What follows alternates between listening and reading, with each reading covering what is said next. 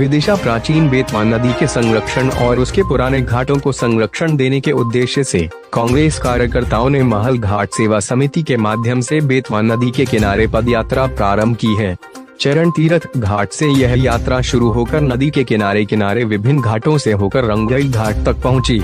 इस यात्रा के संयोजक और महल घाट सेवा समिति के प्रमुख आनंद प्रताप सिंह ने बताया कि बेतवा नदी का उल्लेख पुराणों में भी मिलता है। उसके कई घाट कई सदियों पुरानी है, लेकिन समय के साथ वहां गंदगी का अंबार लगने और घाटों को नुकसान होने की समस्या सामने आ रही है।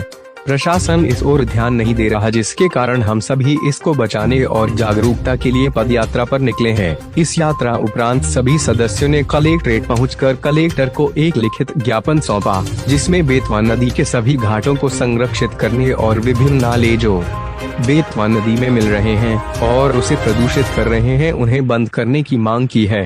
न्यूज़ 39 MP के लिए विदिशा से ओम प्रकाश जोशी की खास रिपोर्ट। अटल तिवारी।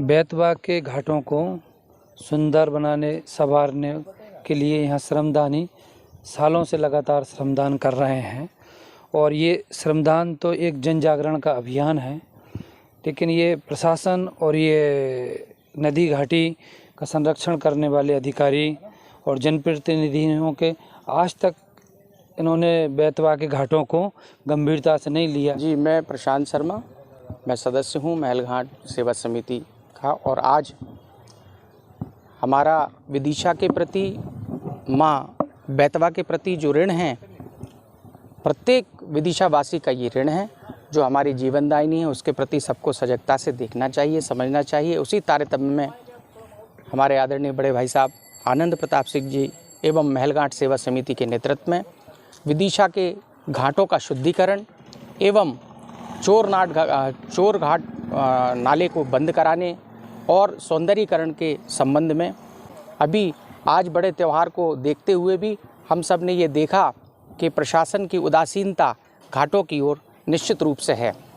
हमने अभी आपस में चर्चा भी की और आनंद भाई साहब ने ये भी कहा कि 39 वार्डों के साथ साथ इन घाटों को 40वां वार्ड भी घोषित करना चाहिए।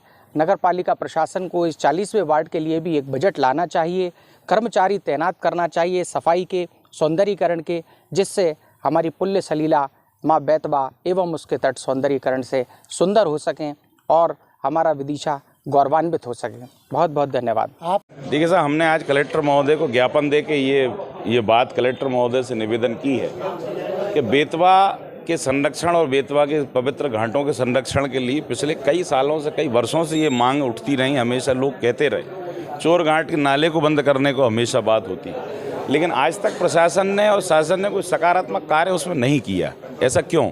हमने आज कलेक्टर महोदय से यही बात की कि ऐसी क्या विशेष मजबूरी है जो पिछले 10 साल पुराने घाट को आप उन्नयन कर सकते हैं, लाखों करोड़ों रुपए उस पर खर्च कर सकते हैं गणेश मंदिर पे, लेकिन हमारे प्राचीन घाट जहाँ भगवान राम के चरण हैं, जहाँ च्यवन ऋषि का आश्रम है, जहाँ कालिदास ने मेघदूत का रचना की, उन पवित्र स्थानों को आपने जो इग्नोर कर रखा, उन पर कहीं कोई कार्य करने तैयार नहीं है। नगर पालिका ने कोई ड्यूटी किसी की नहीं है।